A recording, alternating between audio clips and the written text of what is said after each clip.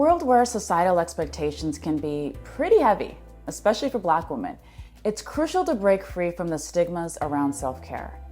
You see, Black women often end up in caregiving roles. They're seen as the backbones of society and the go-to caretakers.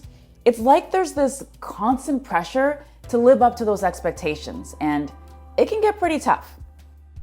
According to Exhale's The State of Self-Care for Black Women report, 76% of Black women agree there is a prevalence of people who believe they are stronger than most people and should be able to manage more stress than others. We hear it all the time. This need for Black women to find balance, all while being mindful of what society thinks. But trying to juggle all these expectations, well, that can lead to burnout, affecting both the body and the mind. So that's why in this video, we're gonna talk about self-care practices to support your mental health, your body, and your soul. Saturday is my favorite day of the week because that's the day that I lean into self-care. So I started this during the pandemic, shortly after I experienced a miscarriage. And truthfully, the challenge to start my family has really affected my mental health and sometimes even triggers anxiety. So I used to work 7 days a week up until that point, and after the loss, I've just been so much more intentional about showing myself compassion and taking care of myself. Having a self-care day really has been a game changer for me and my mental health. So I actually was reading this article where the author said that there are 52 weeks in a year, and that if we take a rest day each one of those weeks, it amounts to 7.5 weeks of vacation from all of the madness. That simple math is life-changing. So now I want to take you behind the scenes of my self-care practices so that you can also achieve some calm in the madness of your life. I love to read, so I usually spend some time reading a personal development book to feed my soul, and then maybe a fiction book when I need an escape. Next, I'll journal. Journaling is a known stress reliever. It's a great way to get thoughts out of your head before bed or when you need to organize your thoughts. I know what you might be thinking. I don't know what to write, or I'm not a writer. This is where Google prompts come in. A quick Google search for journaling prompts is a great place to start.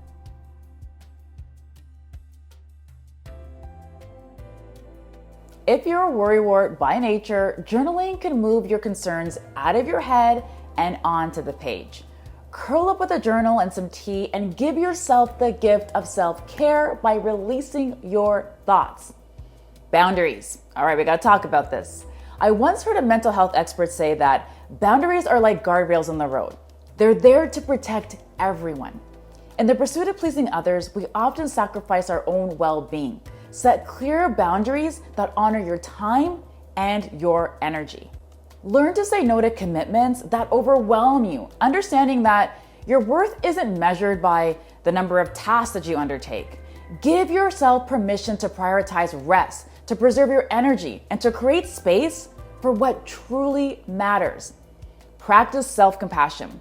Now, this is one that is hard for so many Black women, including myself, and I think it's something that a lot of Black women struggle with because we're seen as strong, resilient, and able to just do it all. We're always expected to give, to nurture, and to sacrifice. The constant effort to meet societal expectations is challenging, and when we feel like we're losing that game or not performing as we should, we become really hard on ourselves. And what I've learned from multiple miscarriages is that it's okay to be vulnerable, to admit when you're tired, when you're hurting. You're allowed to rest, to take care of yourself, and to prioritize your well-being. By practicing self-compassion, you're acknowledging your worth and affirming your value. This will make it easier to navigate through life's challenges with more grace and more resilience. Self-compassion reminds you that you're deserving of love, respect, kindness, just like everybody else is. Remember, it's okay to take your armor off sometimes. Now, let's talk about self-care for your body. Health and wellness for Black women is a necessity. Black women have the highest rates of obesity compared to other groups. Statistics also show that Black women are more susceptible to diabetes and high blood pressure, all of which are risk factors for heart disease and stroke. And what's alarming about all of these diseases is that they're preventable. So here are some ways to support your body. Treat your body as your temple, because eating well is a form of self-respect and self-care. It may be harder to eat healthy often due to affordability or availability, but some of the foods that are the healthiest for you are actually some of the cheapest foods, like lentils and beans. Focus on foods that help to control blood sugar, since Black people historically experience higher rates of diet-related illnesses such as heart disease, obesity, and diabetes. Eat foods that are low on the glycemic index. So the glycemic index is a scale that measures carbohydrates by how much it raises your blood glucose after they're consumed.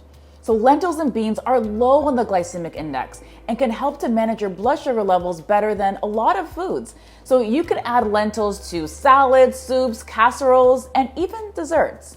In fact, that's what I'm most passionate about, helping people to eat healthier by creating healthier versions of their favorite foods. Lean into those healthy food swaps as a healthier way to still enjoy the flavors that you love.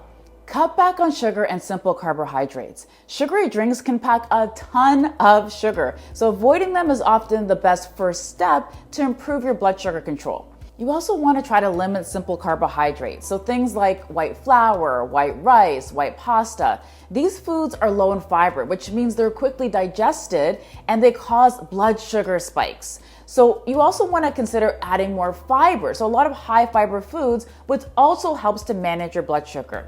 So like protein, fiber is broken down more slowly and helps to prevent sugar spikes. So high fiber foods include whole grains, so things like quinoa, oatmeal, whole wheat pasta, plus a lot of fruits, vegetables, and of course, beans and lentils. Nutrition is a key component of Black health and wellness, and it's important to prioritize healthy eating despite the challenges. Advocate for your health. This is also an important part of self-care. You need to be an advocate for your health. This is something that I learned firsthand through my own health challenges, one of which almost claimed my life. And if I didn't advocate for my health during that time, I probably wouldn't be here right now doing this video. So historically, Black women have also found themselves on the back burner of the medical industry. So if you suspect something is wrong, don't allow your medical provider to disregard or dismiss your concerns. Make sure to stand up for yourself. Now, I want to dive into some of the ways to support your soul.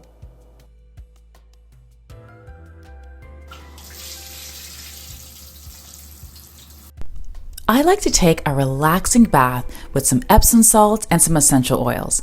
Epsom salts has numerous health benefits such as reducing inflammation, regulating electrolytes in your body, and releasing toxins. This is one of my current favorite essential oils by Woolsey's. It's a relaxing blend of bergamot, frankincense, rose essential oils, and more.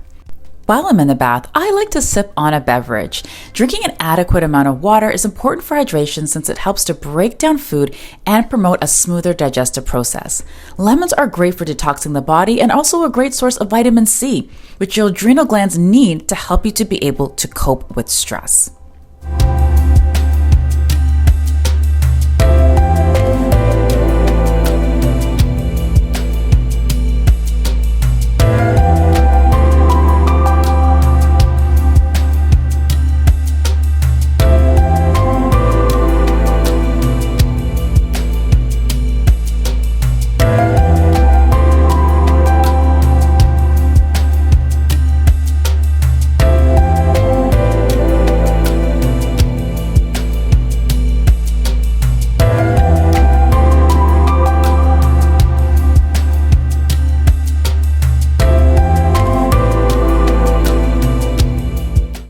Lastly, I like to pray and meditate. There's something about believing in a power that's higher than yourself, whether that's universe, God, or whatever that is for you.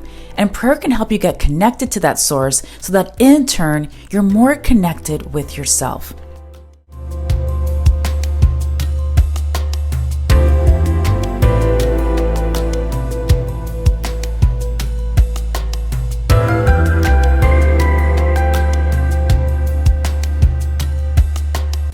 Thanks for watching.